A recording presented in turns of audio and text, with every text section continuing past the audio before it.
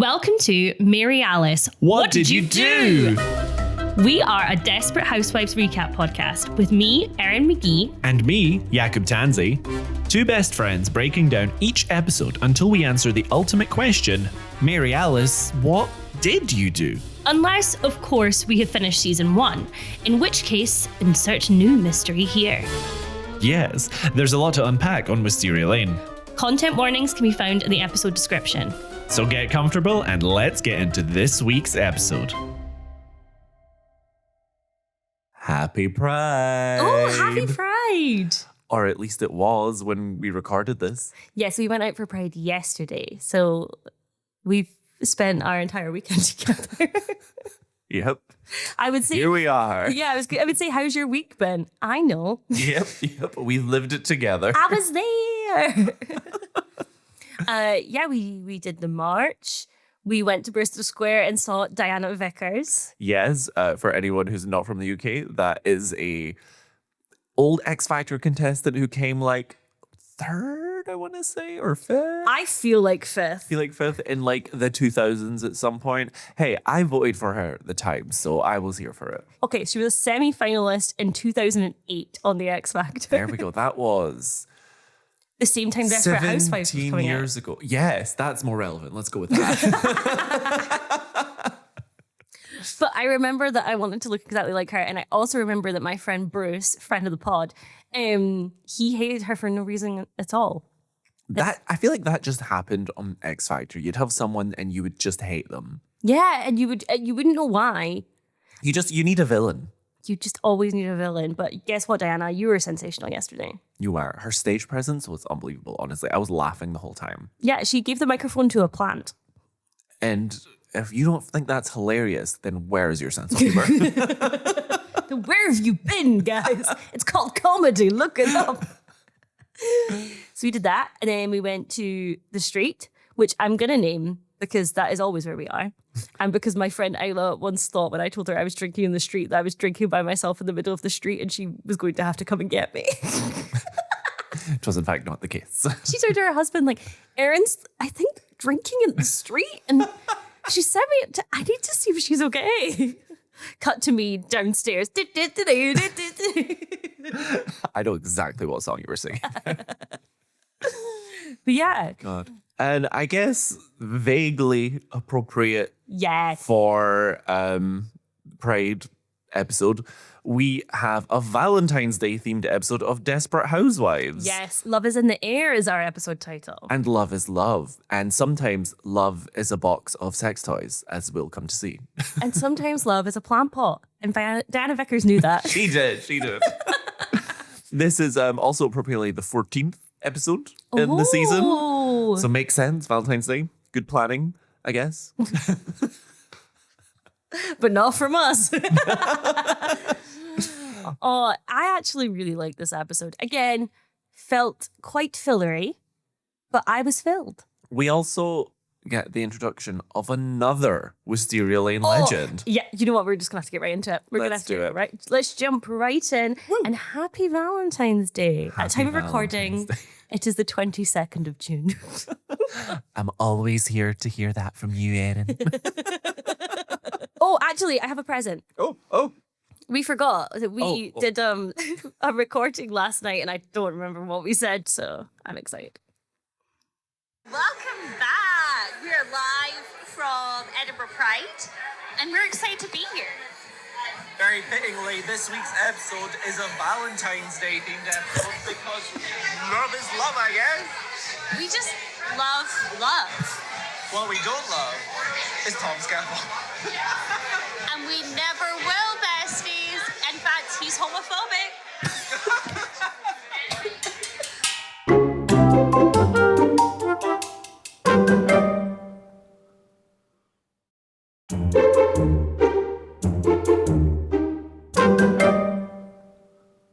In this week's Cold Open, we are introduced to another legend of Wisteria Lane.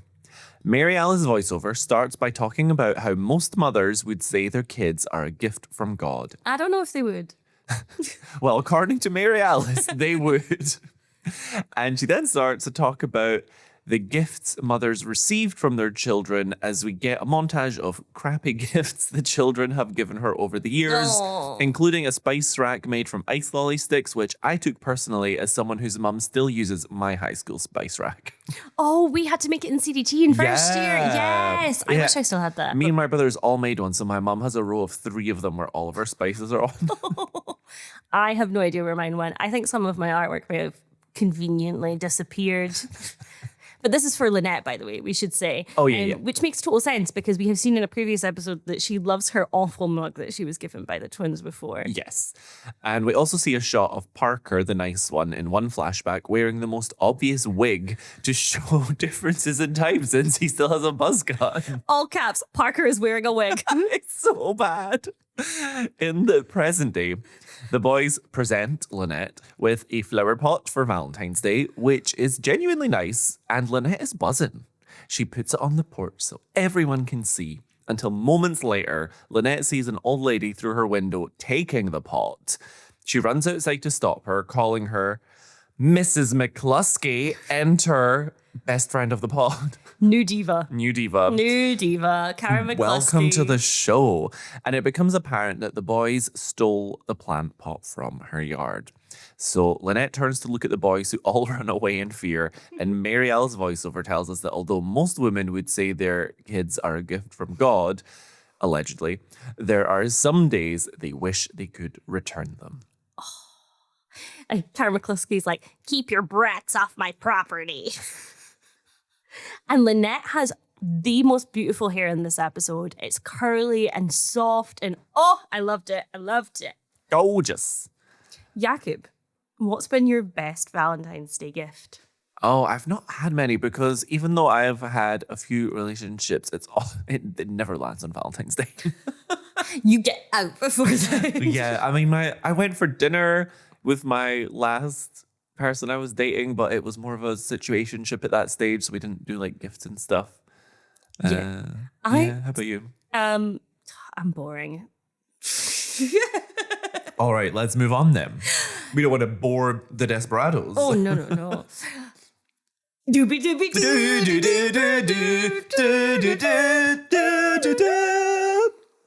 So before we get into the individual arcs, there are a couple just kind of odd scenes which didn't really fit into the other arcs, so we're going to do them first.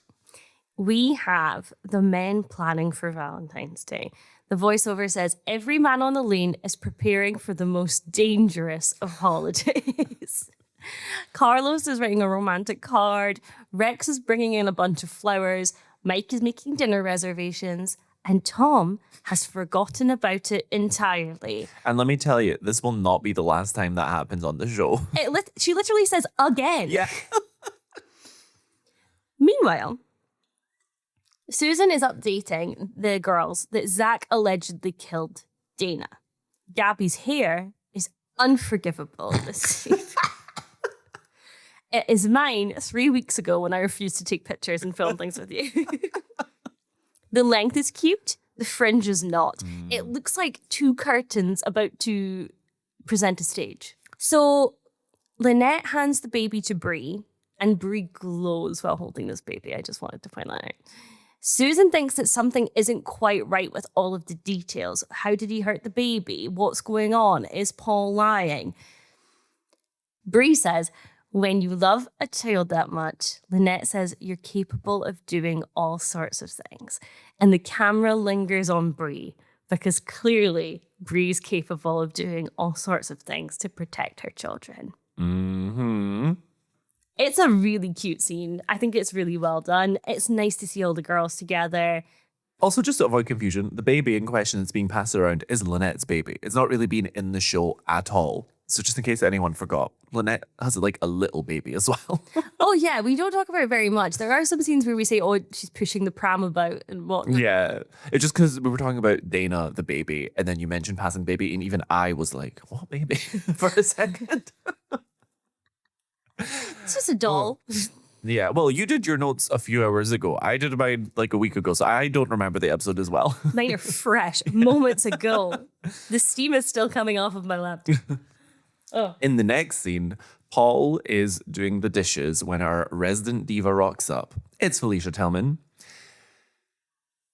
She's brought over gifts that were accidentally delivered to her, a standing order Paul had for Valentine's Day that he's Clever man. forgotten to cancel since Mary Alice died. Sad man. Yes. And all times, suspicious man. Felicia offers her condolences and Paul offers his in return for Martha, who Felicia has forgotten all about. Oh, yes, her. But she is so indifferent towards Martha, but she does seem genuinely compassionate when Paul tells her that he has this standing order, but his wife has now passed. Yeah. Felicia is a lady, you know? Lady. I'm taking what you said last episode so seriously, in that Felicia is Brie if Brie was not socialized. Yes. Oh my God, I forgot I said that. So I would like I stand by it. Well, something you also said that I'm going to remind you. I think you were incorrect. I think not Maisie Gibbons, but Felicia is dark Brie. Stunning. We've got there. You're welcome. I love how that started with a scene of Maisie and Lynette not involved with Brie at all, and now we've settled on Felicia as dark Brie. It's called a journey, Jakub. Look it up. A journey of discovery. I don't like that we are getting so self-referencing. Well, let's hope that everyone's been listening from episode 1 and not just diving in because they're going to be lost. No fake fans. So Felicia spots a photo of Mary Alice on Paul's fridge and says, Oh, goodness, that's Angela.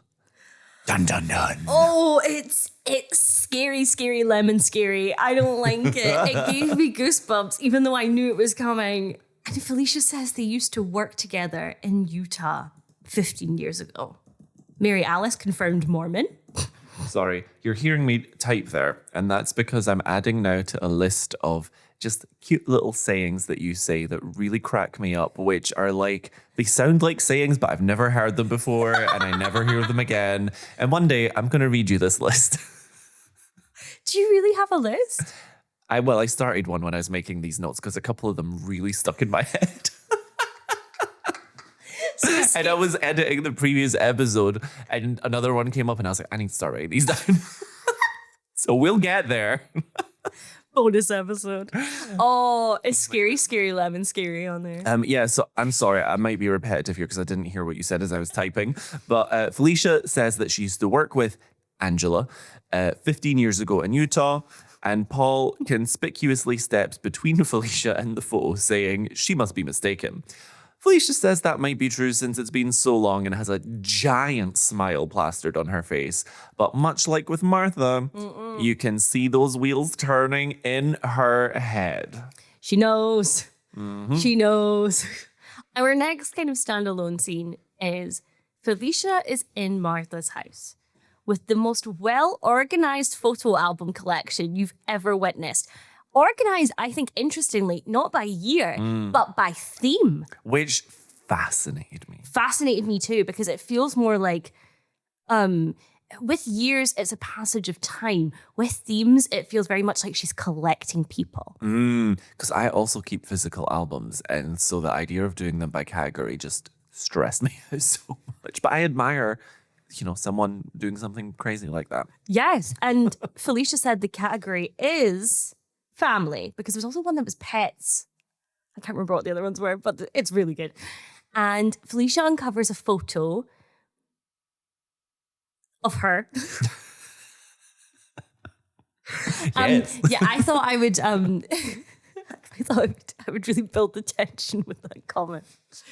Felicia uncovers a photo of herself that Mary Alice, or should I say Angela, is incredibly badly photoshopped into. And they all look to be nurses standing outside a hospital. Yeah, a rehabilitation house, which is relevant eventually. And interesting, considering where Zach ended up. Yes.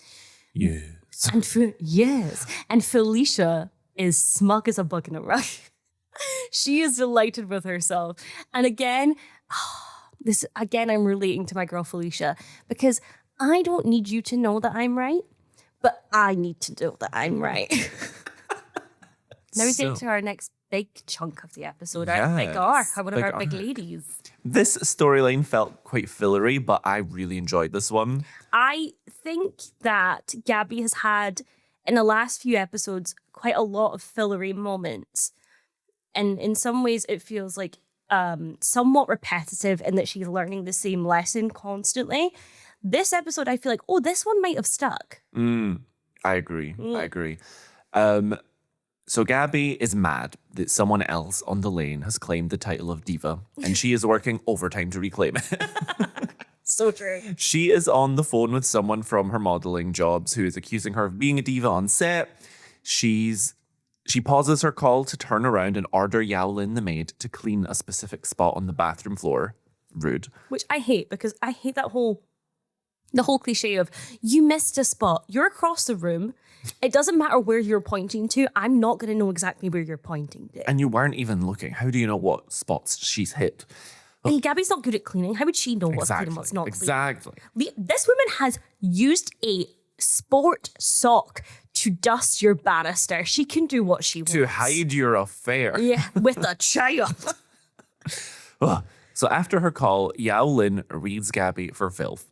After a tense standoff between them where Gaby tries to assert dominance and Yowlin pushes her to say please, Gaby makes a dreadful comment along the lines of, anything to get you scrubbing back on the floor where you belong. Scrubbing on your knees where you knees. belong. It's awful. And I feel like Yowlin has a valid crash out here. Oh yeah, Yowlin isn't willing to take any more of this shit, so she goes on a rant about how the only reason Gaby has anything is because she's pretty, and that when she's old, she'll have nothing.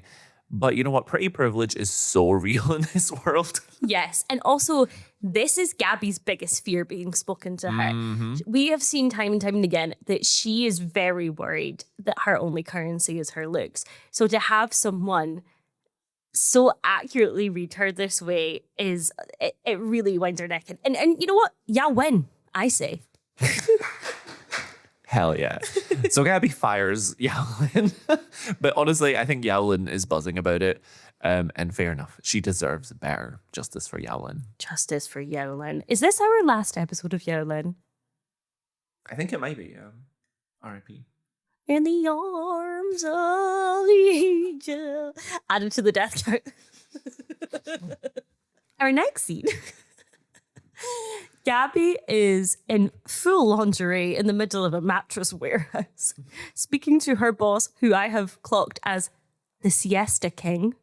That's what his badge says. And he also actually does have the voice that I do for the boss man.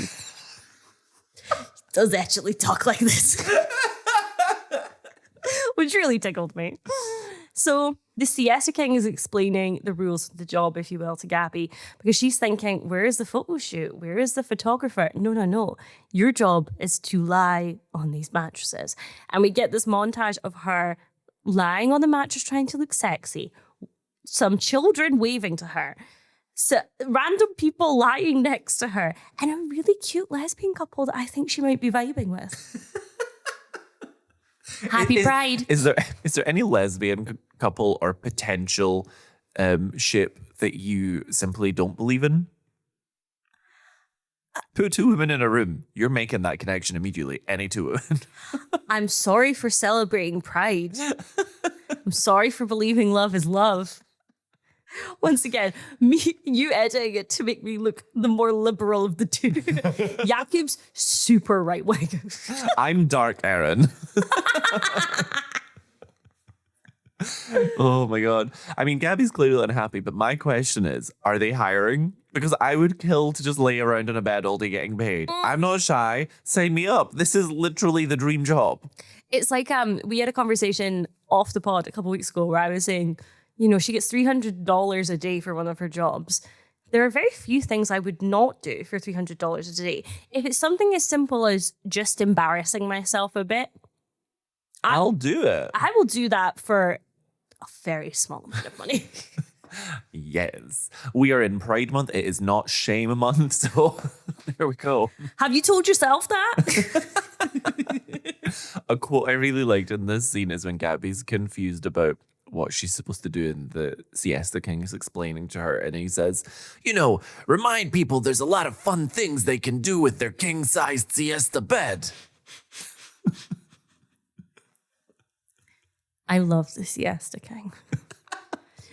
There was a part of me that was like, is he going to be Monster of the Week? But he's not. He is Angel of the Week. He's the Siesta King. He's the savior of the week. Siesta King. Indeed. So Gaby is woken up by a customer as she is napping on one of the beds she's modeling on. Modeling, using that term loosely. Who is asking her about the bed's coil count. That's actually quite hard to say. Gaby passive-aggressively points to a cardboard sign which she has made that says, please don't talk to the model, putting off the customers who walk away. And that was Jakub's sign that he held up yesterday at Pride for himself. Yes. The manager is, the Siesta King is frustrated with her, and Gaby... Show some respect. I'm sorry. And Gaby tells this mattress salesperson that being a mattress salesperson is beneath her. She's a model. And we learn the manager was warned that Gaby was a diva. She won't talk to customers. She bitches about the coffee. She didn't chip in for a staff member's leaving party cake that she did help herself to a slice of. She is so fired. I do not think she should have chipped in for Hazel's birthday cake, but I also do not think she should have had a slice. I also don't believe that she had a slice. It is one of those things, though. There's this woman who is tiny, who is a model, and we constantly see her talking about eating chocolate cake, a giant bucket of KFC. A tub of peanut butter. Exactly. Let it make sense. So Gaby is fired by the Siesta King, which is very sad, but completely warranted. And I just wanted to clock the irony of her saying a job is beneath her when she's on a mattress. The job is literally beneath her. She is lying on the mattress. Our next scene, Gaby is shopping and she finds a moisturizer that she can't afford, which is... We've all been there. Me as hell. Gaby sees a help wanted sign and decides she's going to work retail. And she does not seem very good at it, but that's by the by.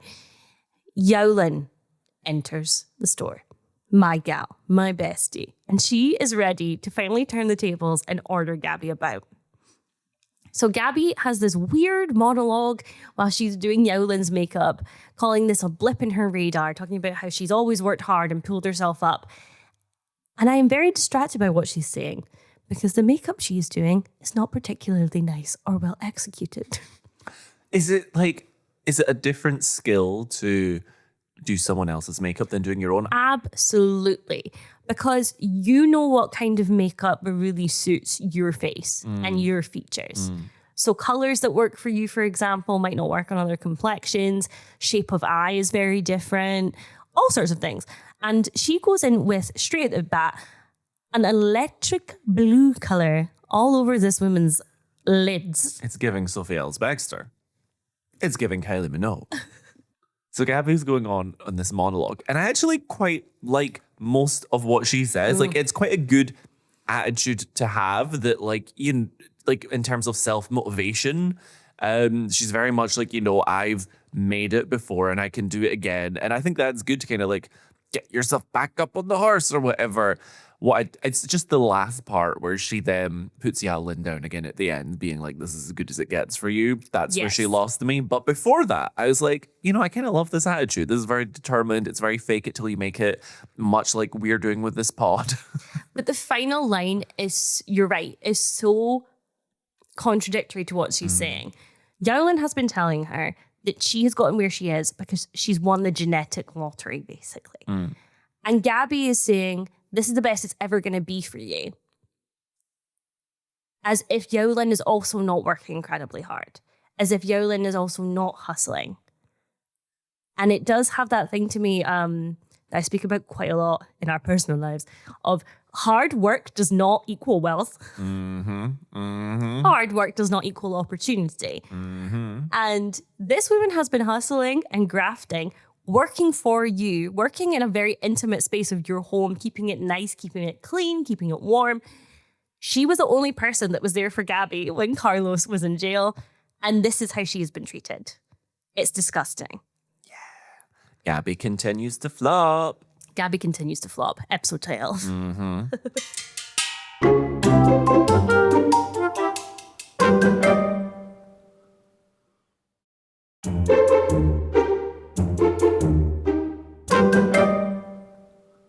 Let's move on to Brie. Yes.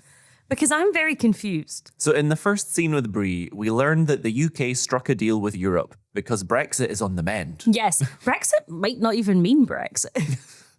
Brie's at Dr. Goldfine's talking about how she and Rex are a couple again. Yeah, but when did this happen? Did I miss something? Honestly, I was so confused. Was there an episode order thing? Was there a deleted scene?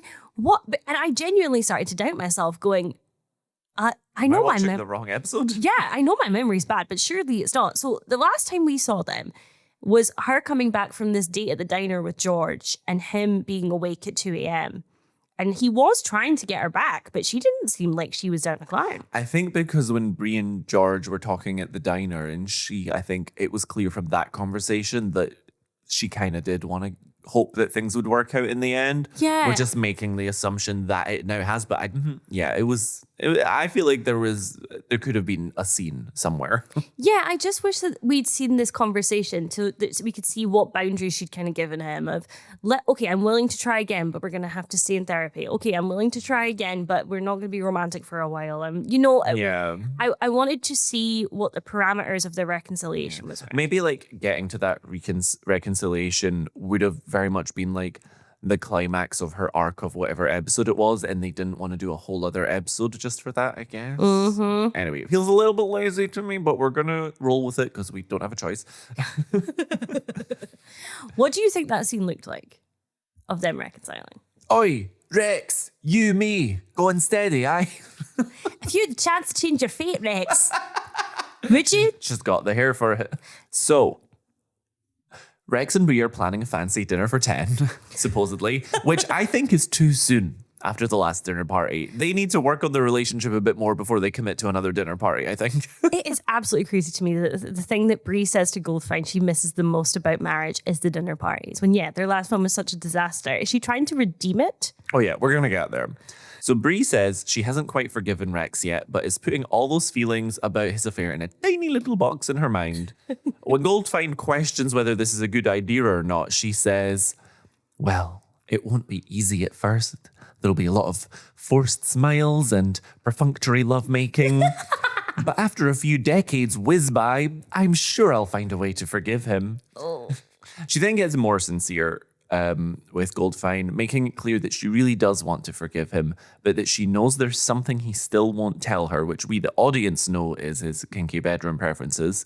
And Brie realizes that Goldfine knows what it is from when they were in couples counseling and takes his refusal to talk about another patient as an indication that whatever it is real bad. I think he is implying that it's kind of bad. The way he looks down and won't make eye contact with her, I think he, again, is kind of making this assumption about Brie that she is not going to like it.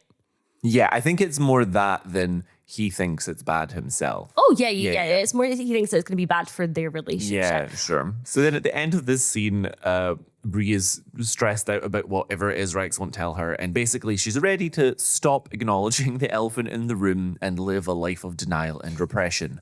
And the dinner parties. I love her defense of, we're wasps, Dr. Goldfine. I didn't get that. That went right from my head. White Anglo-Saxon Protestants. Have you never heard the term wasp before? No. I was literally picturing wasps, and I was like, okay. I was like, and then she talked about the elephant in the room, and I was like, do wasps and elephants? Is there something there? You thought that she was doing like a riddle, a limerick. Hold on. I'm trying to think of the best way to describe wasps to you, so I am looking this up now.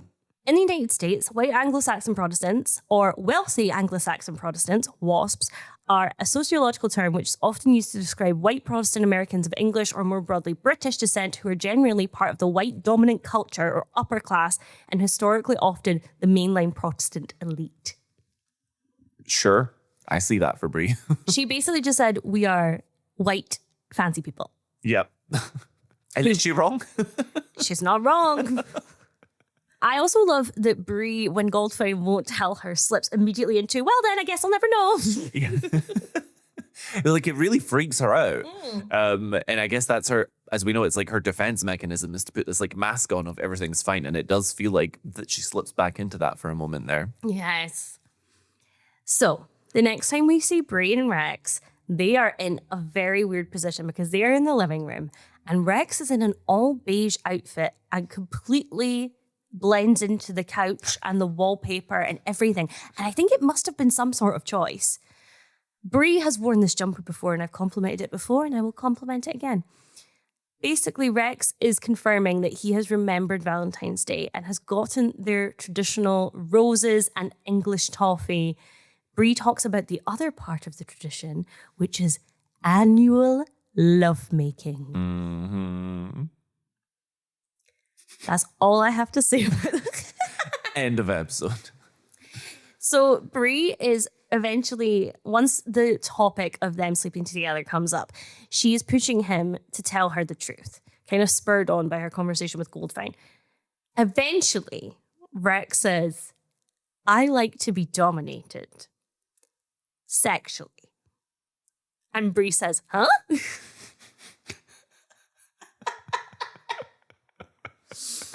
Oh my God. Oh, there's so much to unpack here. In some ways, I'm kind of proud of Rex in a weird way for being upfront and open about it. And I was getting really annoyed with him not opening up to her. And then I immediately went, oh, of course, Bree's not going to take this well. I also find it very sad when she's kind of segueing into this topic and she's like, talks about the annual sex and she's like, oh, I'm very much looking forward to it. And then after a moment, she's just like, are you looking forward to it? It was so sad because this is so clearly genuinely a concern of her. This is what's interesting about not showing us any part of their reconciliation. Did they kiss? Did they hug? Have they been physically intimate in any way? Maybe the writers just really struggled to write a scene that made sense. So they were like, we're just not going to show it. Yeah. Well, They gave up. yeah. We're now going to cut to the last scene that Emily Churias watched as a child before her parents turned off the TV. If you haven't seen our interview with Emily Churias, go back and watch it. Yes, please. I think this is genuinely a great idea. I was cheering everybody on in this. See, I was cheering on Bree. I was cheering on Rex. I was really rooting for the pair of them. So we cut to them watching what Rex is into and watching each other watch. And I do think that this is one good way to communicate to your partner what you want and what you're looking for and what you had in mind. However, Bree's response to this is perhaps the worst response that you can have, which is, what the hell did your mother do to you? Yeah. She's trying real hard to suggest that this preference is a result of childhood trauma. Well, remember, we have this. We have that he cries after he ejaculates. And we also have another important element of Bree having a psychology degree. So I think in her bid to understand him, the behavior that he shows that she doesn't understand, she goes to her roots, her logic, her what she feels in control of and an expert in, which is psychology. So she's gone straight to the Freud of it has to be something to do with the mother. And that also takes the onus off of her being at fault. But she's also notably very much not a fan of Freud at all. She doesn't subscribe to Freud, as we learned in an earlier episode. But why is she doing it now? Is it because that makes her look like she's not the one that's the problem? I mean, she calls this preference a perversion. Yes. And it's at this moment that no matter what, for me anyway, you realize these two are doomed. Yeah. But I think that Rex has spent so long like trying to avoid talking about it. Yes. But now the can of worms is opened and so he's committing to the bit. You can't put it away again. So Of course. now Rex basically pushing Bree to be like, look, let's just try it. Which is extremely fair given how much Bree claimed to want to be let in. Yes, and I think him saying try it once as well is a really good way to introduce what he's asking for. But Bree takes this idea of domination too far and slaps him across the face. And then she says, so, was it good for you too? That might be my quote of the week, actually. Oh, I've not said mine yet, but I'm excited. So in the next scene, Bree and Rex are going to bed, and it is tense. No annual lovemaking seems to be on the cards. No annual lovemaking. Devastating. Eventually, Bree asks Rex how the whole domination thing works. She's had a bit of time to cool off and think. And Rex sits up, apprehensive but excited, I think, at Bree's apparent willingness to try. Yes, I've written he's up and alert like a dog who's just heard the word walk. Oh, and sorry, do you mind if I mention the next bit? Because it made my heart sing. Go for it. Bree speaking about it and trying to understand it by saying, it's like we're in a little play. Yes, because Rex describes what they'll be doing as constructing simple scenarios to act out. After I have been saying that the Van de Kamps are in a play this entire season, felt so validating. I felt like Marsha Frost was talking to me through my screen. She might as well have winked at me. So Rex tell her that they'll have a... Oh, God, how are we going to talk about this? So Please keep that in. I will. So Rex tells her that they'll have a safe word so that there's nothing to worry about. Rex is doing an excellent job at making Bree feel comfortable in this scenario that she is not comfortable with, I think. Yes, but I will say that we know that Goldfine has spoken to Rex about this already, and Bree hasn't spoken to anybody about their sex life. So Rex presumably has some of the tools to either have this conversation or has explained this conversation before. That makes sense. Yeah. Bree's a novice. That's true. Here we go. So yeah, safe word.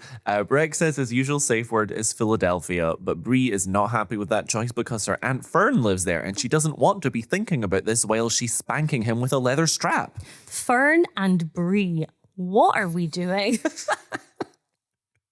She said, I'm calling my kids Andrew and Danielle. Let the cycle end with me. Bree is a cycle breaker. Very good, very good.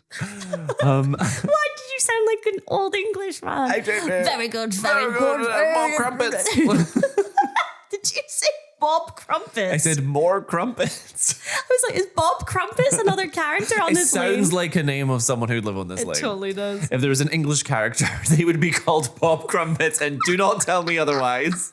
I really hope the Wisteria Lane reboot continues with the insane names for random characters. Okay, we're gonna have to. Okay, I think I've got the formula. What we're gonna do is I'm gonna say a slightly obscure first name, and then you are going to say something in this room. Okay. An item. Okay. Here tonight, Eleanor. Oil lantern. You go. Here we have, in the room with us today, Brendan. Coaster.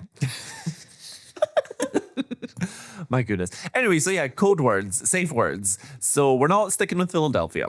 But, Rex is like, whatever, that's fine. You can come up with your own suggestion. But Rex isn't happy with her counter, which is Boise, as it's not serious enough and will ruin the mood. And so Bree suggests, Palestine. We need something serious. How about Palestine? Boise will be just fine.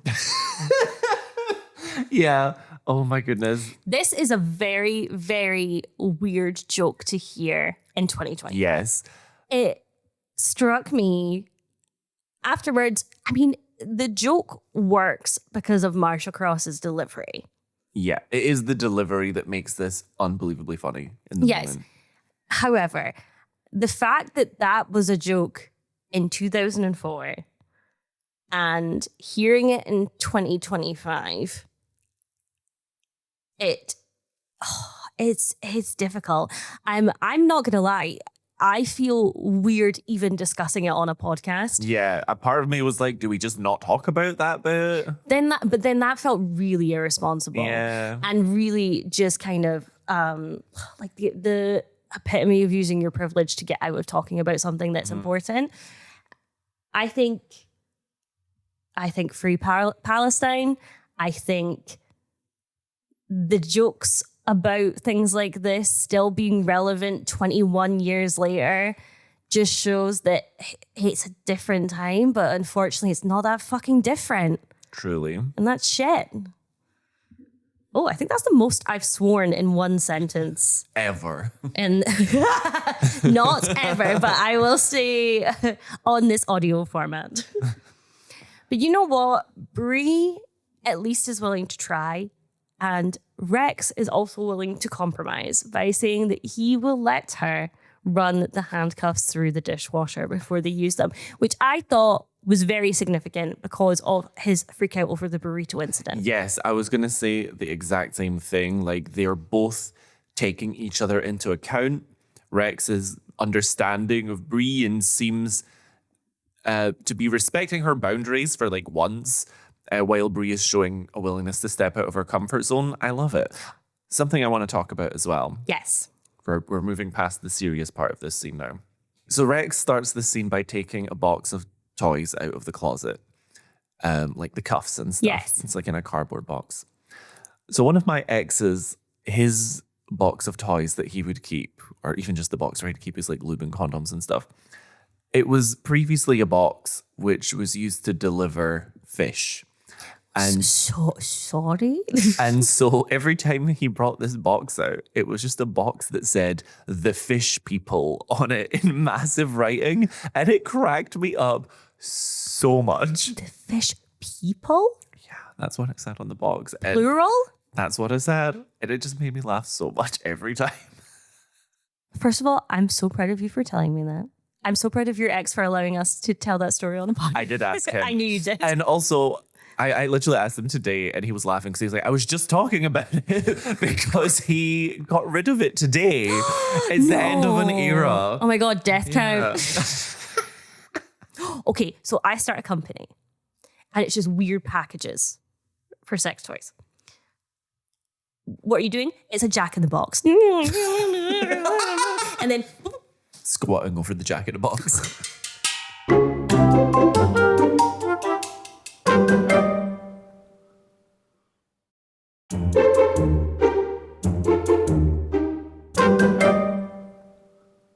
Mike and Susan exchange Valentine's Day card, singular.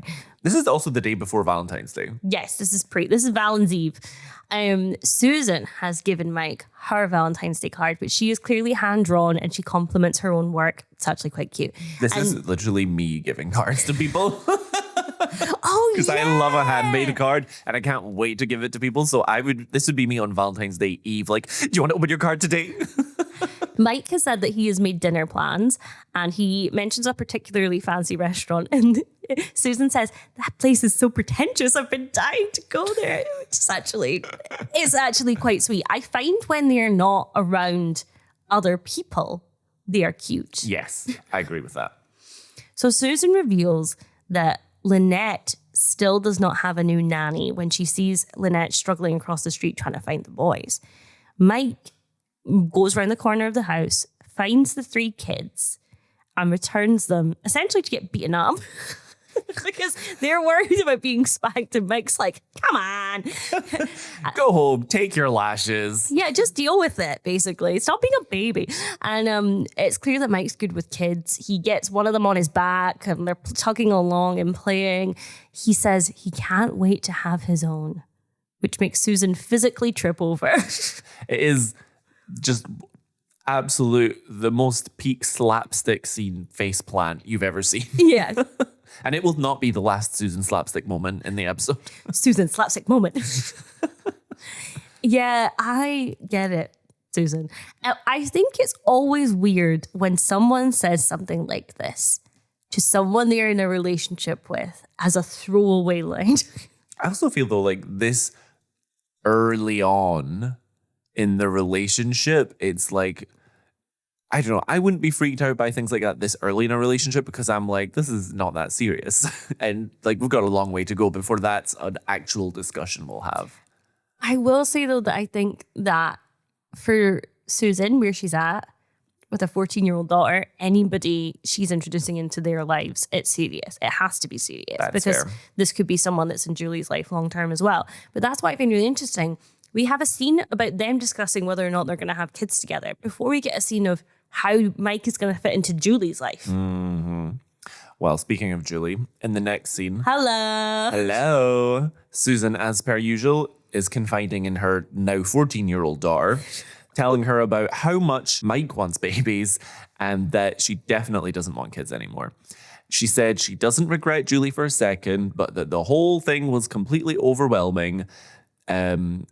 They both wonder how she got through it, notably not how she is going through it, because she still is a mother to this child. Also, Julie knows exactly how Susan got through it because of Julie. Yeah. So Julie gives Susan the best advice possible, and that is that she needs to talk to Mike about it. I feel like that's always Julie's advice, and it's always correct. Yeah. It's just like, why don't you speak to the adult that you are having an issue with? Why don't you tell Edie you burned her house down? Why don't you just ask this man out? Yeah. And in this case, it's because if that is a deal breaker, that's just something she needs to know, which is so true. I do like Susan's pink cardigan in this scene with it's got a little minty bluey trim. Ooh. It's cute. Mike seems to have had the fear of God put into him after his house was ransacked. And he's back to his amateur hour Nancy Drew investigating. In fact, that was an insult to Nancy Drew. Nancy Drew is very good. Yeah, what I said is that Mary Alice voiceover tells us that Susan didn't need to worry. Kids were the last thing on Mike's mind, as he was too busy being a shite detective. He was, as Mary Alice says, looking for answers in all the wrong places. Yes! Drag him, Mary Alice / Angela. Drag him. Angela. So he's going to various doors. I think he's meeting people. We don't really need to know what he's doing because he's just doing it badly. Until eventually Mike breaks into a home. He could not be more obvious if he tried. He's just wearing his clothes. His real car is out front. I'm shocked he even has gloves on. I'm shocked he's even gone that far. He opens the door in the house to a random bedroom and there is an old man there. The old man immediately shoots Mike and Mike runs out of there despite his stomach wound. And he drives away like Action Man or something. What film are we in all of a sudden? Is this Ryan Gosling? Mike has this wound in his stomach that on 90% of TV shows would kill a minor character. He's got that plot armor, baby. That plot armor is strong, and apparently so is his ability to drive. Yeah. So later we see Mike on his couch, shirtless. Thank you. Yep.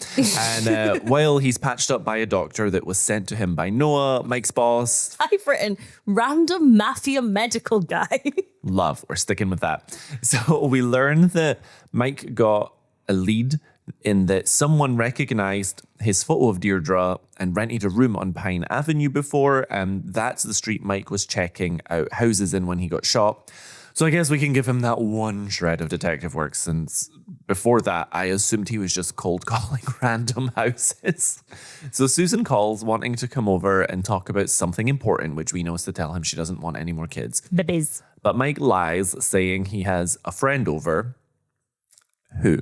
When have we ever seen Mike with a friend? Mike has no friends. Mike has the cinema. The cinema staff are his friends. He's walking in and he's like, oh, hey, Cliff Oil Lantern, my friend. Not to talk more about Mike in the cinema, but I'm going to. What's really funny is at first I remember he was doing some sort of investigative work. And I was going, oh, this, when he goes to the cinema, that's his excuse. But it then becomes established he is in fact going to cinema and he isn't doing the detective work he's supposed to be doing, which makes it so much better to me. Oh my God. After hanging up, the medical mafia man says that Mike should take it easy for a few days. But Mike doesn't want to cancel, as the last thing he wants is for Susan to get suspicious. Crazy. Again, completely contradictory to everything we've had before, because Susan already knows Mike is suspicious and she basically was like, that's all I need to know, and kissed him anyway. And Mike, again, awful liar, when Susan calls and he sounds in pain, says he stubbed his toe. Yeah. And honestly, when Susan said, that's all I need to know, Mike really took that to heart and said, I will give you no more information. Okay, the next scene we have to talk about it. I'm sorry. Right.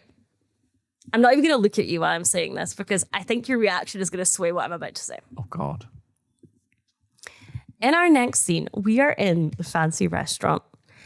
And I know I have thrown a lot of shade at Susan in these last 13 episodes.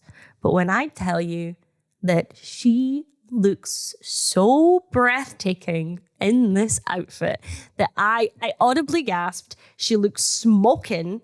The dress is, it's what I'm wearing to Pride next year. I said that she looks like a sexy Tin Man.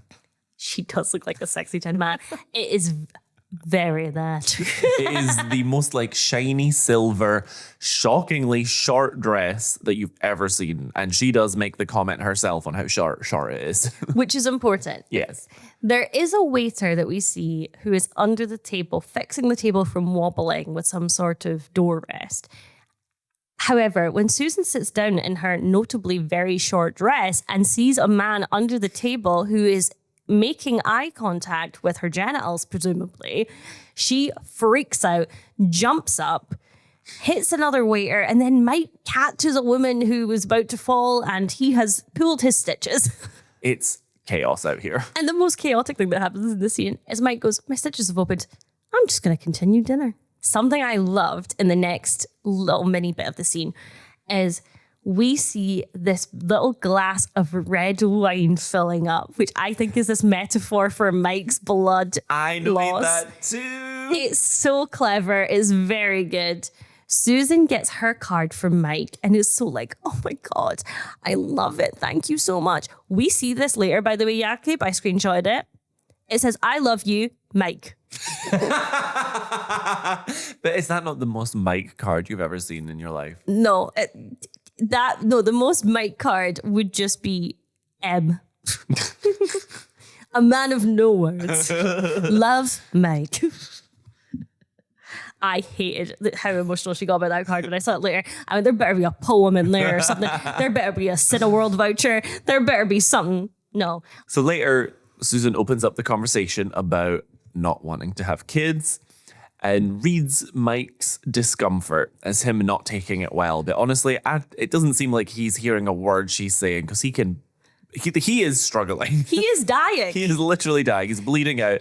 Mike, knowing that he can't take any more of this and probably not paying attention to what Susan is saying, says he has to go and just gets up and walks away. And Susan frantically yells after him, asking, like, how do you know I won't cave about having a baby? I always cave. I really liked that. It was really funny. And then Mike collapses in the restaurant and you can see all the blood and stuff. So it's like, what's going on? It's not looking good for Mikey D and Susie Q. Oh. It's hitting hard for psych. And now in the psych ward. Was that in your notes or was that off the cuff? That was off the cuff. Nice. I'll have you know, there are no jokes in these notes. So, So, in our next scene, the doctor is leaving the room that Mike is in, and Susan is outside, and she can overhear the doctor saying that Mike has gone with the story that the wound was self-inflicted. And not only that, he doesn't remember who stitched him up. This is the worst detective. Unsurprisingly, we're told that the police are on the way. Mike is so bad at this. I can't get over it. Like, even a good lawyer wouldn't be able to cover for Mike in this scenario. So Susan goes in. Mike gives her the worst lie in history that he was cleaning his gun or something. Again, he needs to speak to Bree about proper gun maintenance. And Susan, you can see in the performance of Terry Hatcher, doesn't believe him. But Mike moves the conversation on, saying that he loves Susan so much, he is willing to not have children. Despite the fact that only the same day, maybe earlier, he said he cannot wait to have children, which feels like a monumental shift. I mean, I think this is just a distraction tactic. I think he knows Susan well enough at this point that he knows... I mean, he's a bit manipulative because he this is, to me, a distraction tactic. He says that, and then no follow-up questions from Susan. She's fully like, oh, okay, you've told me everything I need to know. It's very that energy again. She's like, okay, this man is on board, and so I'm willing to forget all the red flags again. What annoys me about Susan in this arc is that she is the... dare I say, out of the group of women, she is the investigator of the group. When she's approaching them all in the first scene where we see them all together, she's saying, here's what's adding up. Here's what isn't. Here's who Dana is, blah, blah, blah, blah, blah. And she is not willing to do that when it could potentially jeopardize Mike, which I do understand. It's a very human thing to do. But again, you have what you can now very clearly see as a dangerous man, and you're bringing him into the house of your 12, 13, or 14-year-old child. I think Susan is just the worst at learning from her mistakes because she is so repetitive with her behavior. And also, even if Mike was being sincere here, they are still in the honeymoon phase of their relationship for sure. And there's not really any guarantee that Mike saying now in this moment he's okay with not having kids, that won't change, because you can't really know if you're okay with that until I think things settle in a relationship, you know? Yeah, and again... Mike is... What's interesting... I can stop saying what's interesting on this podcast. I suppose you cannot decide what's interesting. What might be interesting is that Mike is presumably going along with this work from Noah. Again, presumably under the assumption that when that work is complete, he's out of there. Well, I think that actually is one of the more... I don't want to say confusing parts in this show. It's more like one of the show's unknowns is Mike's genuine feelings for Susan versus the convenience of having a relationship on the lane for his investigation. And it's like, because Mike shows so little emotion outwardly, it's really hard to know where he stands there. Yeah. Later, Susan is on her porch reading her Valentine's Day card from Mike. I love you. Just Mike. reading it again and again. Really committing those words to memory. When Lynette approaches her, she says that her boys have been on a thieving spree recently and there's something she needs to see. And as an audience member, I think we assume she's just returning something the boys stole from Susan. Yes. But then Lynette says that the boys took this from Mike's garage and hands Susan Mrs. Huber's jewelry that was planted there by Paul. I love this as a twist. Yes, and Susan said, that's the man I want to marry. I love Lynette for calmly sharing this information with Susan. I also love that Lynette has it wrapped in a napkin, and immediately Susan touches it, despite the fact there's blood on it, and gets her fingerprints all over it. 10 out of 10 behavior all around, gals. But I do think Lynette is doing very much a kindness here by making sure that Susan is not surprised. I believe in this moment, she is putting the ball in Susan's court of how she wants to proceed on this. Yeah. Which is kind of awful when you consider that this might mean that Mike is a murderer and Lynette's all right with it. But again, Lynette's my gal, and you know, maybe I'd cover up a murder for you too. I would. No, I would. I think Lynette is the best communicator on the lane, and this is just a perfect example of that. Yeah. And she also knows not to get your fingerprints on evidence.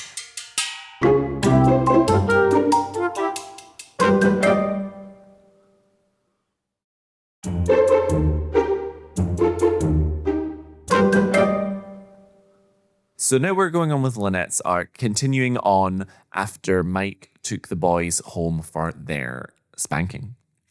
So Lynette has the kids sat at the kitchen table as she lays out various utensils appropriate for said task. The kids look terrified. As they should. Yes. Because it's like the kids are picking a murder weapon. Yeah, they're terrified. They're shaking their heads rapidly as Lynette goes through the options, saying this. Time to pick your poison. How about a belt? It's a classic. Well, we could go with the old hickory stick. It's a cliche, but it's pretty effective. I know. We'll go with the spatula. The holes give it less wind resistance. Moves faster. didn't know what to say about this at first because spanking was a thing when we were growing up. And whilst it wasn't like everybody does it in the 90s, it wasn't, you should never under no circumstances hit your kids. And it took about a couple minutes of this scene before I realized Lynette had no intention of doing this to her children. Yep. So the kids are begging her not to spank them, but Lynette acts like her hands are tied. Thieves get spanked. It is what it is. Eventually, once they are good and spooked, Lynette says that for a first-time offense, she could let it slide if they promise never to steal again and write Mrs. McCluskey a letter of apology, to which the kids are very amenable. And yet, it's very clear at this point that Lynette has no intention of hitting her kids with these torture devices. Also, she refers to Mrs. McCluskey as Mommy's sworn enemy. Yes. So even though it's her first time meeting her, it clearly isn't Lynette's. After this moment, when the kids agree to start writing, my quote of the week. It's a goodie. It's a goodie. Do you know what psychological warfare means? And the kids shake their heads. Well, too bad for you. Excellent. I also love that Lynette had the pre-prepared notepads and pens for their apologies. Again, reiterating, she had no intention of hitting those children. Again, one of those moments where I went, I'm gonna have to explain Lynette's behavior here. But it was all a dream. Our next scene, Lynette is in the kitchen when Mrs. McCluskey storms into the house, goes upstairs and begins searching the kids' room for her wall clock that has been stolen, which she notes was made by her son for her. They have a little bit of back and forth, during which Mrs. McCluskey says, "No offense, but you should be sterilized." Oh, I've noted here, that's my quote of the week. Oh. I honestly, because I took the notes so long ago, I couldn't remember what it was going to be.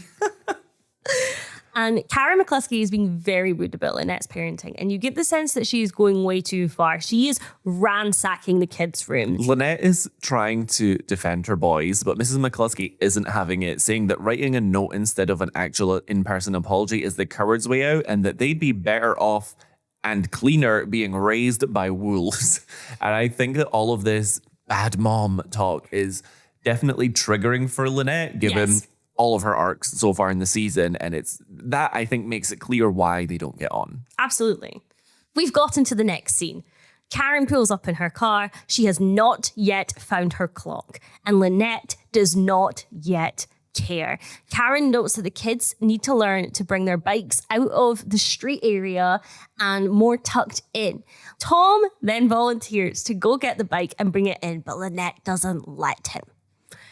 After that, Karen, seeing this, decides to run the bike over on purpose multiple times. Now, you might think that is a disproportionate response, to which I give you another disproportionate response. Lynette starts throwing eggs at Mrs. McCluskey's car. And then when Mrs. McCluskey gets out, Lynette, in a slow-mo shot, because we have pre-established that Lynette can hit a moving car with a sponge from a while away. She goes straight for the face with the egg and whacks Mrs. McCluskey in the face with raw egg, assaulting an elderly woman. And Tom barely reacts. And for that reason, Erin, I'm giving my worst neighbor to Lynette for assaulting an old lady physically. I have given my worst neighbor to somebody else. Okay. Of course, you're not giving it to Lynette. That is not shocking to anyone. So, after she's assaulted the elderly woman, and Tom has closed his eyes but not gotten involved because he knows who he married, we get a scene of Lynette ironically going full Karen on the phone. I don't really understand what happened here, so you might have to explain it to me. Lynette's on the phone to an insurance company, potentially. I think that I made the assumption that she's on the phone to her home insurance to see if they'd cover the damage to the boys' bikes.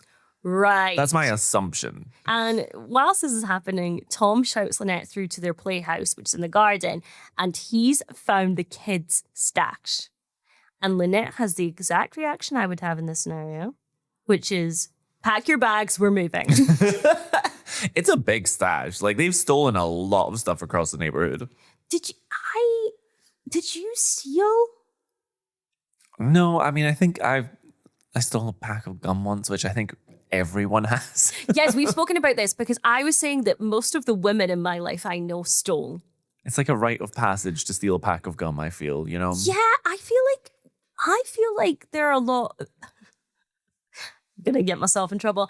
I feel like a lot of girls, young girls, go through a stealing phase. There we go. The more you know. I remember that I definitely used to steal. There was a girl who I will not mention, and whenever she was mean to me, I would steal one of her pencils. It's actually the baby Penny's stash. It's not the twins. She's pinning it on the twins. She's the smartest of them all, aged 1. She's running that house. And of course, we see the painted purple wall clock that Mrs. McCluskey was looking for. Yes. So in the next scene, Lynette and Tom are having dinner at home, but really they're having a business negotiation. Lynette doesn't want to have to apologize to Mrs. McCluskey and tries to offer a compromise with the kind of we're even now approach. Tom counters this, saying that if the being a nice person argument isn't working, then how about self-preservation, painting an image of a day that may come when they need Mrs. McCluskey's help and that they won't want that denied over a feud. And Tom might be onto something, but we're a few years away from that episode. Yes, it is very much a foreshadowing moment. I also wanted to note that they are having what looks like a very cute low-key Valentine's Day, which actually we now know because of previous scenes, it was a low-effort, last-minute Valentine's Day because Tom forgot about it. So for the next scene, which you're going to cover, I've just written that in this scene, Erin probably gets excited as we confirm some character ages. I did get excited that we confirmed some character ages. So, the 3 boys, Parker, Preston, and no, don't tell me, it's on the tip of my tongue. Patrizio. Yes. Porter. Porter. Come to the front door of Mrs. McCluskey's house in their Sunday best. I wrote Sunday best as well. Did you really? They are dressed like they are in the White Lotus. Oh my God. They are though. They're doing a school production of The White Lotus. I like that the twins' outfits were matching. Yeah, you can't escape it. You're a twin. They're going to dress you alike at some point. So Karen answers the door and she does seem a bit warmer than usual. She says that she's got some tea on and she invites the boys into her house because they have something to say to her. She then asks Lynette if Lynette wants to come in. She asks Lynette if she has anything to say herself. And Lynette does not. Lynette is going to wait outside for this. The kids are clearly terrified of her, but she actually seems all right. She's offering them snacks. She asks the kids how old they are. The twins confirm that they are 6, and the good one who doesn't have cancer is 5.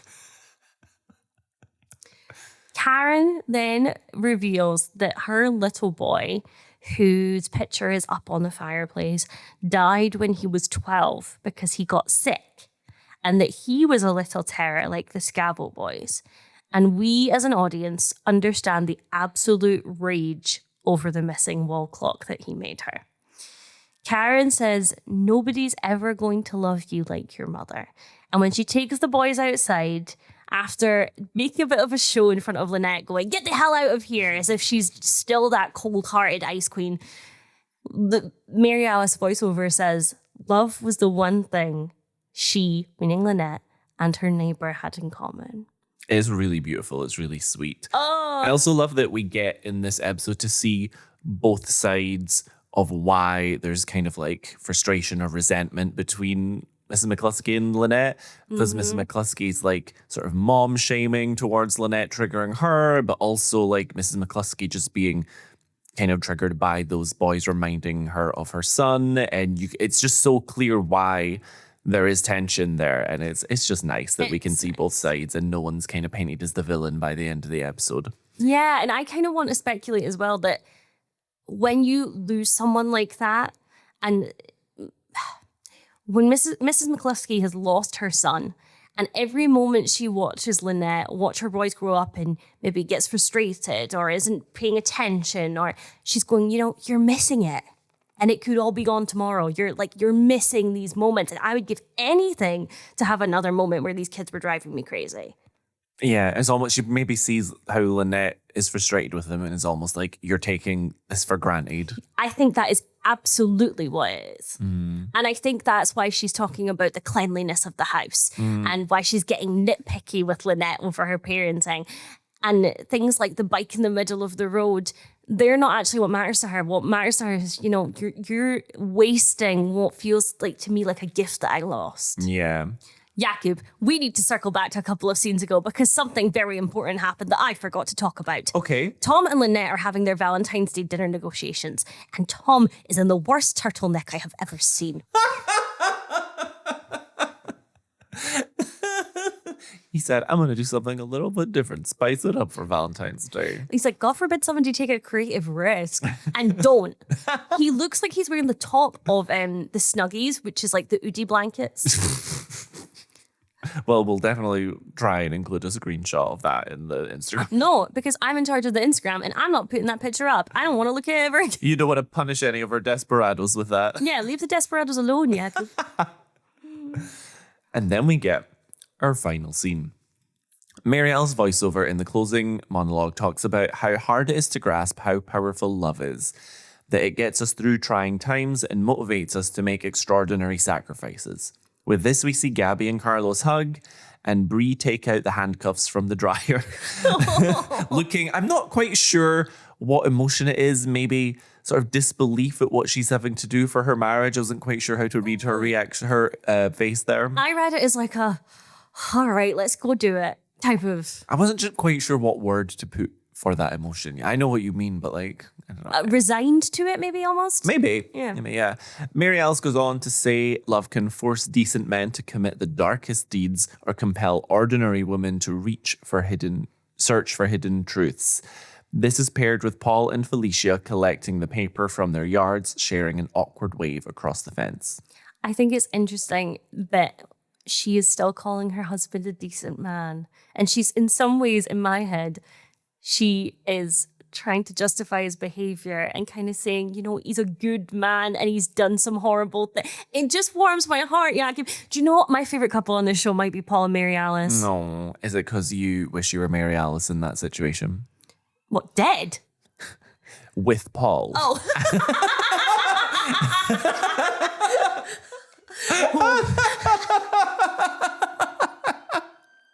Not the siren. Saved by the siren. Oh. No, that's not why. I think that the way Paul is the best husband on this lane, and I have yet to be proven wrong. I mean, the bar is on the floor as it's been pre-established, so that's not hard. And then Mary Alice says that long after we're gone, love remains burned into her memories, and we see Mrs. McCluskey looking at the photo of her son. And finally, with a shot of Susan looking out at Mike's house, Mary Alice says we all search for love, but that some of us, once we've found it, wish we hadn't. Which is kind of like a little bit mirroring of the intro monologue about returning your kids' gifts or returning your kids or whatever. Yeah. It's a cycle.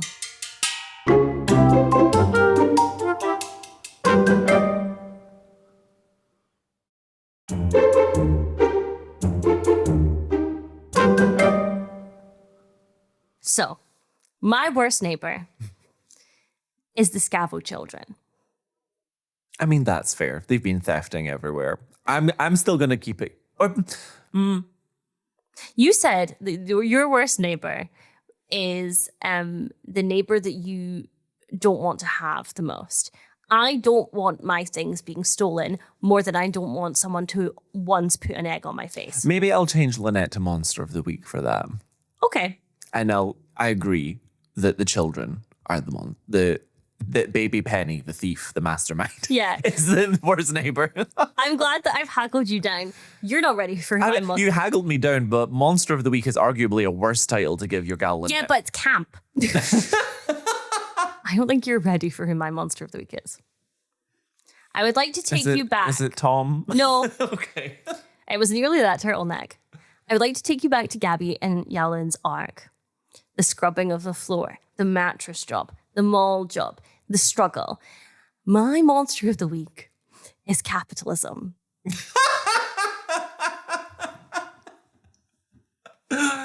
That's the monster of our lives. Right? I also would like to flag that out of all of these Valentine's Days, Tom is the worst husband.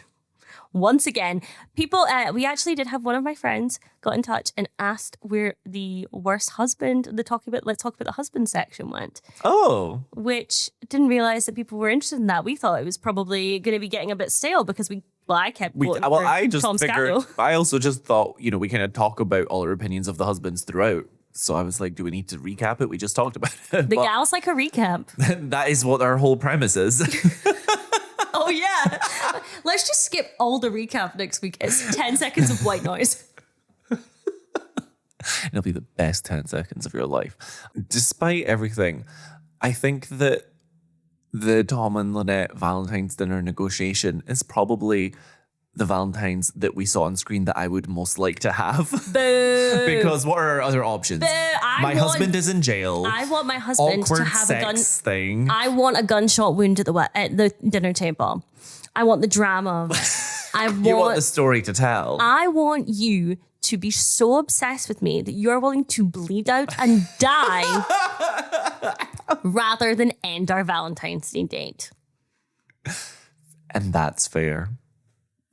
However, what we will end is this podcast. episode. Oh, Just the episode. yeah, we're about to watch Snow White, the new version, and eat something. That is not hot kung fu because they're closed. I think they heard us on the pod and they went, whoa, whoa, whoa, whoa, whoa. We don't need all this heat. We don't need all of these. We are not big kung fu and we will not sponsor the pod. Yes, they said, get over it, flops. And we haven't. Because you know why? Because we always stay desperate and we encourage you to do the same. That's right. We love you very much. Have a good day. Bye-bye.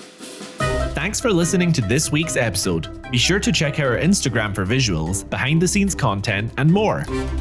You can find us by searching for Modded, that's MEWDYD. Or just search for Mary Alice, What Did You Do? This podcast is brought to you entirely by us, Erin McGee. And Jakub Tanzi. If you're enjoying the show, don't forget to leave us a review. It really helps us out. Join us next time for another episode of Mary Alice, What Did You Do?